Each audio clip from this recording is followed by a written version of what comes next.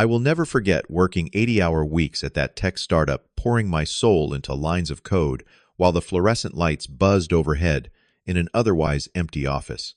The revolutionary software algorithm I developed after hours could have changed everything, not just for the company, but for my career. My mentor, James, seemed genuinely impressed when I first showed him my work. I trusted him completely. That company presentation was supposed to be my moment of triumph. Before I tell you how my own company stole my life's work, drop a comment telling me where you are watching from, and hit that subscribe button if you have ever trusted someone who did not deserve it.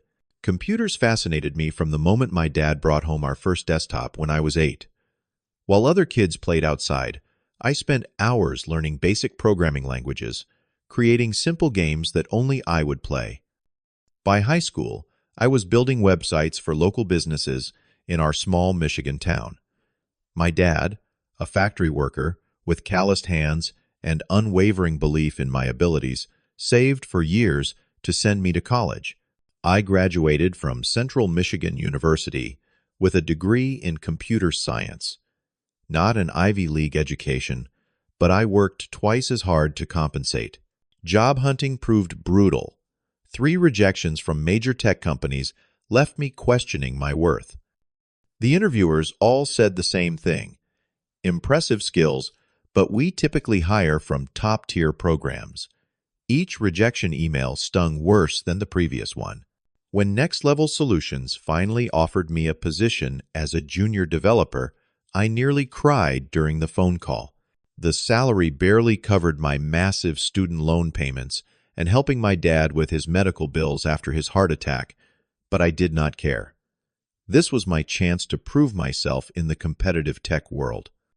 Next Level occupied the 15th floor of a downtown high-rise, all glass walls, open concept desks, and motivational quotes painted in vibrant colors. About 30 employees worked there when I joined, all young and ambitious. The company developed business software solutions. Nothing groundbreaking, but steady work with decent clients. The company culture initially felt like family. Friday, happy hours, collaborative problem-solving sessions, and genuine celebration of small victories. The competitive undercurrent remained professional, or so I thought. We were a team pushing toward shared success, each contributing our unique skills. James Parker took me under his wing immediately. As the senior developer with 20 years of experience, his approval meant everything. 45 years old with salt and pepper hair and rectangular glasses, James exuded calm competence. "Elvis, you have raw talent that cannot be taught," he told me during my first week. "Stick with me, and we will do amazing things." His guidance helped me navigate office politics and technical challenges alike. Sophia Williams from HR became another ally. Always dressed in perfectly coordinated outfits, with a kind smile, she went beyond administrative duties to check on employee well-being. During my 3rd month, she stopped by my desk. "You are working too many hours, Elvis. Remember, this is a marathon, not a sprint." Her concern seemed genuine, though I later realized she was also subtly warning me about company culture. Derek Hamilton, our CEO, remained more distant. Tall and always impeccably dressed, he focused solely on growth metrics and investor relations. During monthly all-hands meetings, he would praise the team broadly while highlighting individual contributions that directly increased revenue. Human connections clearly took a backseat to business objectives in his world. Ava Thompson sat at the desk across from mine. A brilliant developer who graduated from Berkeley, she maintained a healthy work-life balance I admired, but could not emulate. "You need to set boundaries early, or they will take advantage," she advised when catching me working past 9 one evening. "This place will consume you if you let it." The idea came to me 6 months into the job. Working late one Tuesday, I spotted an inefficiency in our core product, a database query system that slowed considerably under heavy loads. Most users never noticed, but enterprise clients regularly complained. I sketched an alternative approach on a wrinkled napkin an algorithm that could potentially reduce processing time by 80%. For weeks, I refined the concept after hours building test modules that confirmed my hypothesis. The technical details involved a novel approach to data partitioning and parallel processing that allowed for dynamic resource allocation based on query complexity. Nothing revolutionary in isolation, but the specific combination and implementation could transform our product performance. This project required sacrifices. I missed my dad's birthday for the first time, canceled weekend trips with friends, and barely slept 4 hours nightly. My apartment became a wasteland of takeout containers and energy drink cans. My girlfriend Lisa grew increasingly frustrated with my absence from our relationship. The project is almost ready to present, I told her during a rare dinner together. This could be my big break. I just wish your big break did not mean breaking us, she replied, but supported me nonetheless. When I finally had a working prototype, I showed James first. His eyes widened watching the performance metrics. This is impressive work, Elvis. Truly exceptional thinking. He asked detailed questions about the architecture implementation approach and, most crucially, the documentation process. We need to get this properly documented before showing Derek, he insisted. At the time, I appreciated his thoroughness. Now I recognize it as the first warning sign. The first real disappointment came 3 weeks later. Every Monday morning, the development team gathered to discuss priorities and assign resources. That particular Monday, I arrived early, coffee in hand, ready to discuss next steps for integrating my algorithm into the main product. When I reached the conference room, the door remained closed. Meeting moved to conference room B, said Rachel from accounting as she passed by. Though I think it is just for team leads today. Through the glass walls, I spotted James, Derek, and 2 senior developers huddled around a whiteboard. James was drawing a diagram that looked suspiciously similar to my algorithm flow. When our eyes met briefly, he quickly erased the board and shifted the conversation. Later that afternoon, I confronted him at the coffee machine. Was that my project you were discussing in the leadership meeting? James barely looked up while stirring his coffee. Just preliminary discussions about general performance improvements. Nothing concrete yet. Your project needs more testing before we bring it to the wider team. His dismissive tone left me unsettled, but I trusted his judgment. After all, he had navigated corporate tech for decades longer than I had. Perhaps rushing to implementation would be a mistake. During lunch that week, Sophia from HR sat at my table uninvited. After casual conversation about weekend plans, she lowered her voice. Elvis, make sure you keep detailed records of all your work, especially passion projects. Just general advice for any young developer. She left before I could ask for clarification, but her pointed gaze conveyed deeper meaning. That evening, I discovered my access to certain development servers had been restricted. The system administrator claimed it was a security protocol update affecting junior staff, but no other developers mentioned similar restrictions. Over the next 2 weeks, the evidence mounted. Working late one night, I discovered duplicate copies of my project files on the company server, stored in a folder I did not have permission to access. I only found them through a system indexing glitch that temporarily displayed all recent file operations across the network. James became increasingly distant, canceling our weekly mentoring sessions with vague excuses about client emergencies. When we did speak, he steered conversations away from my algorithm to minor bug fixes and maintenance tasks. The development team calendar showed multiple meetings about performance enhancement initiative with James, Derek, and the senior development team. Despite the project aligning perfectly with my work, my calendar remained conspicuously empty of these invitations. Derek, who previously barely acknowledged junior developers, suddenly appeared at my desk regularly, asking pointed questions about my workload. We need to ensure you are focusing on core product maintenance, he explained, while assigning me 3 new bug fix tickets. Your growth depends on mastering the fundamentals first. The additional assignments kept me busy with mundane tasks, leaving little time to check on my project status. Each time I inquired about progress, James provided increasingly vague answers. These things move slowly through proper channels. Patience is part of corporate development. Ava noticed my growing frustration. During an after-work drink, she rarely accepted. She leaned close. There are rumors about a big project James is leading, something that could attract major investment. He has been working odd hours and having closed-door meetings with Derek. Her information confirmed my suspicions, but offered little actionable insight. The situation took a personal toll. Insomnia became my nightly companion, lying awake, replaying conversations, and searching for alternative explanations. Anxiety attacks struck randomly, during meetings at lunch, even in the elevator. My hands would shake, breath shortened, as the weight of potential betrayal crushed my chest. Lisa finally reached her breaking point after I missed our anniversary dinner, falling asleep at my desk, trying to document everything about my original project. "You are not present even when you are physically here, Elvis.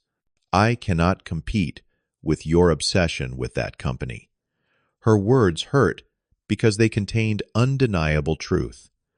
My relationship with my father suffered similarly. When I missed his important cardiology appointment, his disappointment cut deeper than any workplace betrayal. "Son, no job is worth losing yourself over," he said, his voice carrying the wisdom of someone who had worked hard labor for 40 years without compromising his integrity. My work performance slipped as my attention fractured between assigned tasks and monitoring what was happening with my algorithm.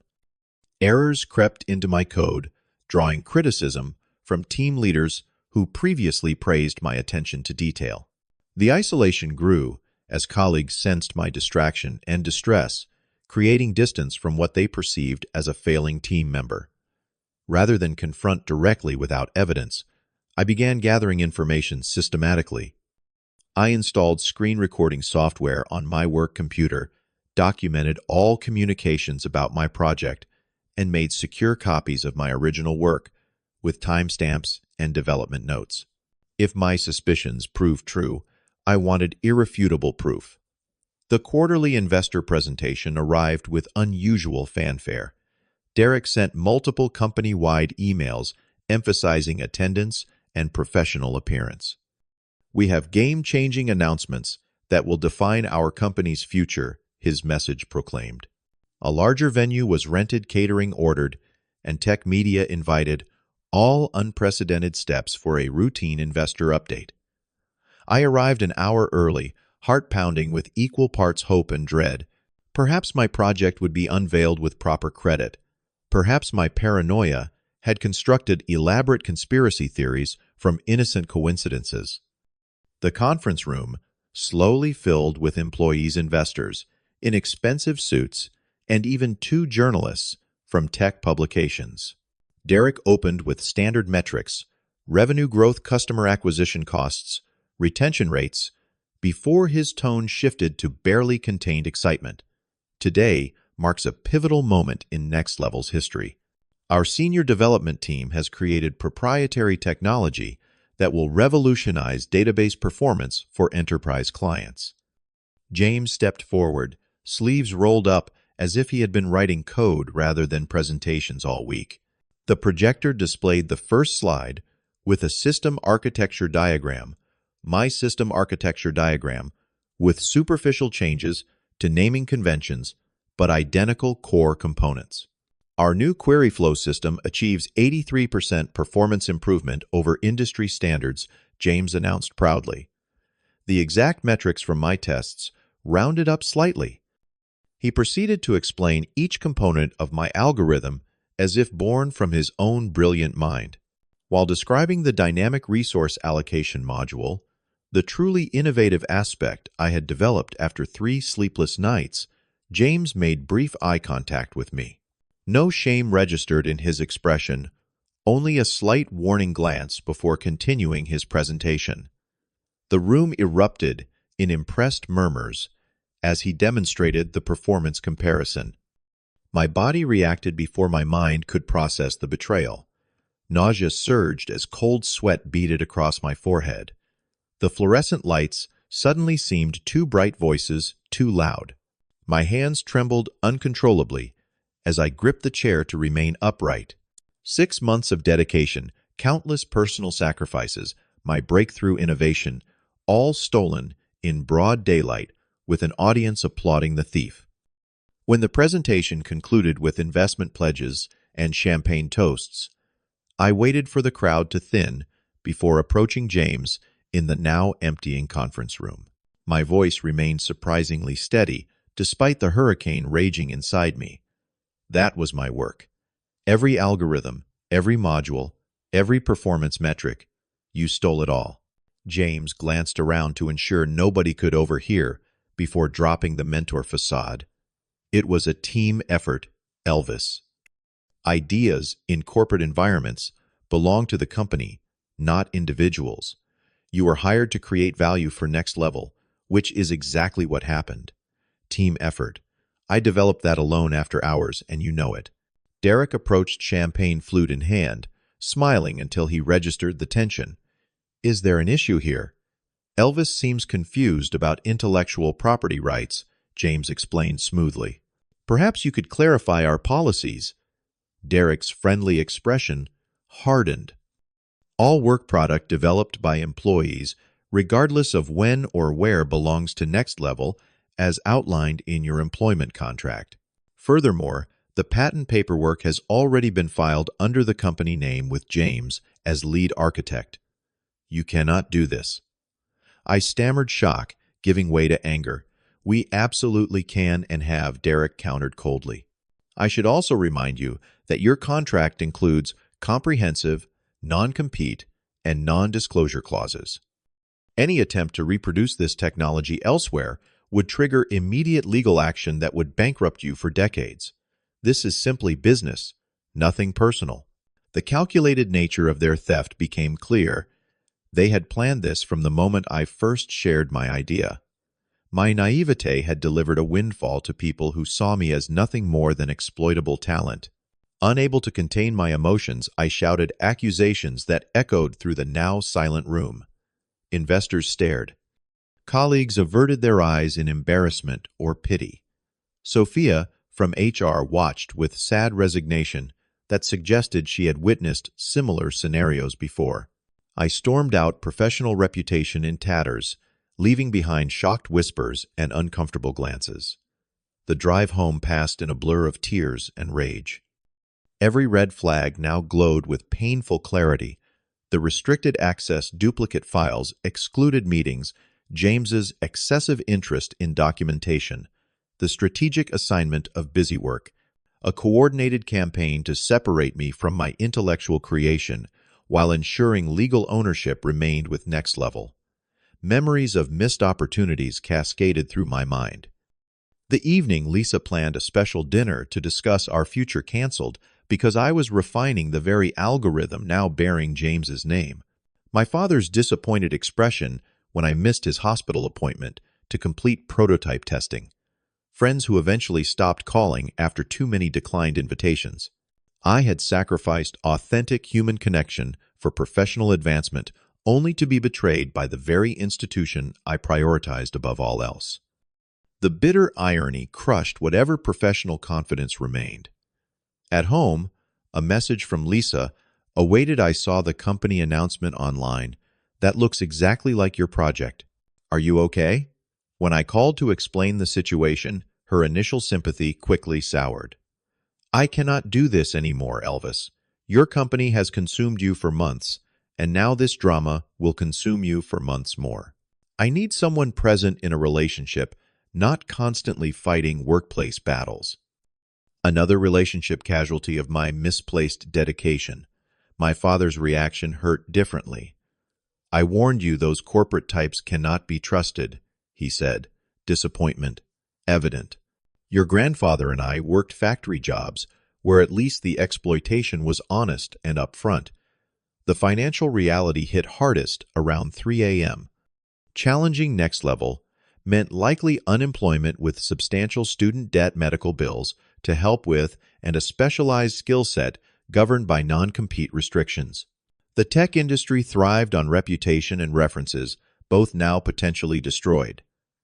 That night represented my darkest moment, questioning whether my career choice itself had been a catastrophic mistake. The passion that once drove 80-hour work weeks now felt foolish and misplaced. Sleep finally came as dawn broke, bringing unconsciousness, if not peace. Sunlight streaming through blinds I had forgotten to close woke me the next day. Before full consciousness returned, a crucial realization surfaced. I had maintained backup copies of all development work on my personal external drive, including original timestamps and commit histories documenting the evolution of, quote, the algorithm. Further reflection revealed additional assets, screenshots of the duplicated server files, emails discussing the project with James, and even the original napkin sketch dated months before the investor presentation. Perhaps not enough for legal victory against a company with deeper pockets, but sufficient to negotiate from a position other than complete powerlessness. Ava called around noon, concern evident in her voice. That presentation was your work, was not it. The whole office is talking about what happened. When I confirmed, she volunteered information that changed everything James asked me to help integrate some modules weeks ago. I have emails proving they were struggling to understand parts of your code without you. I am willing to go on record about this. Sophia from HR reached out next, her message cryptic, but meaningful. Check your personal email from 2 months ago.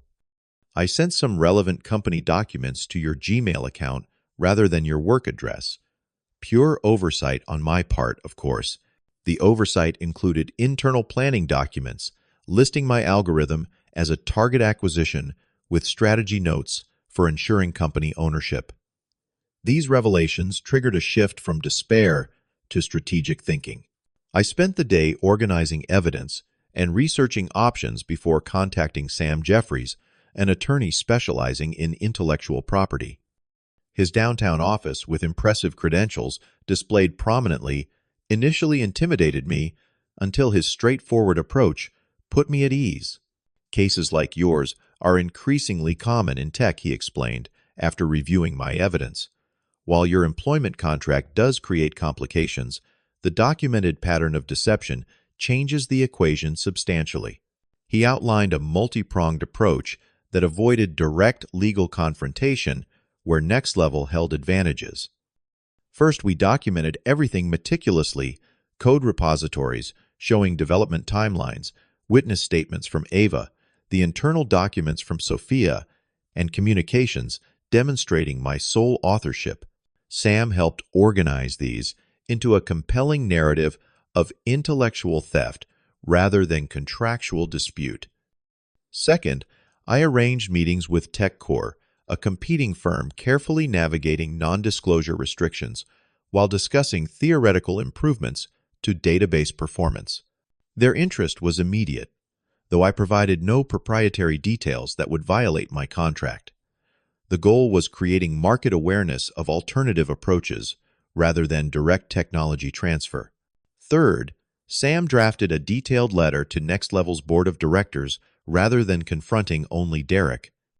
The letter outlined the situation evidence in our possession and potential reputational damage rather than focusing solely on legal remedies. Copying specific investors from the presentation ensured the matter would not be easily dismissed. Finally, I connected with 3 former Next Level employees who had left under similar circumstances, each describing a pattern of appropriating junior staff innovations.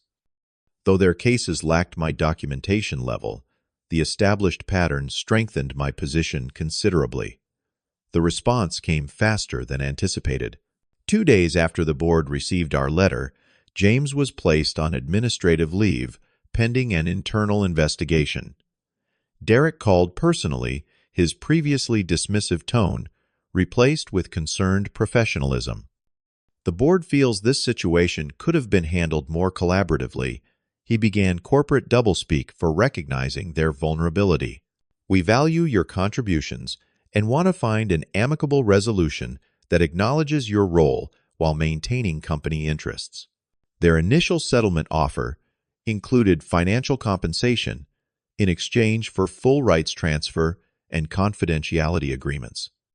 The money would have solved my immediate financial concerns, but cemented their ownership of my work while burying the truth.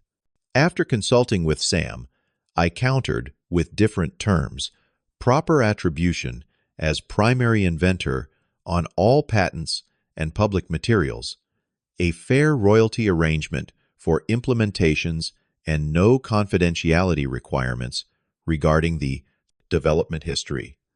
Money held less value than recognition and professional integrity. 3 tense negotiation rounds followed, with Next Level initially balking at public attribution. Their position weakened when one tech journalist responding to anonymous information began asking pointed questions about QueryFlow's development. Facing potential public relations damage during a critical investment period, they finally conceded to my core demands. The final agreement acknowledged me as primary inventor, with James relegated to contributing developer status. While the company retained implementation rights, my name would appear prominently on all patents and technical documentation. A modest but meaningful royalty structure provided ongoing compensation tied to the technology's success. Most importantly, no confidentiality clause prevented me from sharing my experience. The year following the settlement transformed both my professional trajectory and personal outlook. Rather than returning to a toxic environment, I established an independent consultancy focusing on database optimization. Industry curiosity about the Next Level situation brought attention to my work, with my first client being DataStream, a respected mid-size company that valued transparent collaboration with developers. My technical reputation, rather than being destroyed, actually flourished once the full story emerged. The database community generally respected those who fought for proper attribution, many having experienced similar situations. Speaking at 3 industry conferences about both the technical innovation and lessons learned brought unexpected opportunities. The most surprising development came 6 months later, an offer from Innovate Tech, one of the major companies that had initially rejected my job application. Their chief technology officer reached out directly. "We value both technical brilliance and integrity. Your recent experience demonstrates both. We need developers who own their work and stand behind it." The position included creative control guarantees and transparent attribution policies shaped by my experience. The professional rebuild paralleled a personal one. My father and I established a new closeness through the experience. "You stood up for yourself in a way I never could." At the factory, he told me, genuine pride, replacing previous disappointment. His health improved as stress about my situation decreased, allowing us to take the fishing trip we had postponed for years. While Lisa and I never reconciled romantically, our communications resumed on a friendly basis. The experience helped me understand the importance of balance and presence in relationships. New friendships formed with people who shared values beyond professional advancement, authenticity, mutual support, and ethical boundaries. The experience crystallized important wisdom I carry forward. Intellectual property protection now begins before the first line of code, with clear documentation and appropriate safeguards, even in seemingly collaborative environments. Trust requires verification, particularly where significant value is involved. Success means different things at different life stages. Advancement and recognition matter, but not at the expense of integrity and relationships. Perhaps most importantly, I learned to recognize truly supportive people from those who view relationships as primarily transactional. Ava and Sophia risked their positions to support truth, while James sacrificed years of mentorship pretense for professional advancement. These contrasts provide a framework for evaluating future collaborations and friendships. The greatest satisfaction came from an unexpected direction. Using part of my settlement funds, I established a weekend coding program for underprivileged high school students, teaching both technical skills and intellectual property concepts. Seeing their creativity flourish in an environment that respects their contributions heals something that corporate betrayal damaged. The journey from betrayal to resolution taught me that true success comes not from what you create, but maintaining ownership of your contribution to the world, both literally through proper attribution and figuratively through living according to your values, regardless of pressure to compromise. If you have ever faced betrayal in your professional life or had your work taken without credit, share your experience in the comments below. How did you handle it? Would you have done what I did or taken a different approach? Subscribe if this story resonated with you and hit the like button to help others find this message. Remember, your creations deserve protection and your contributions deserve recognition. Thank you for listening to my story, and I hope it helps someone stand up for themselves when facing similar challenges.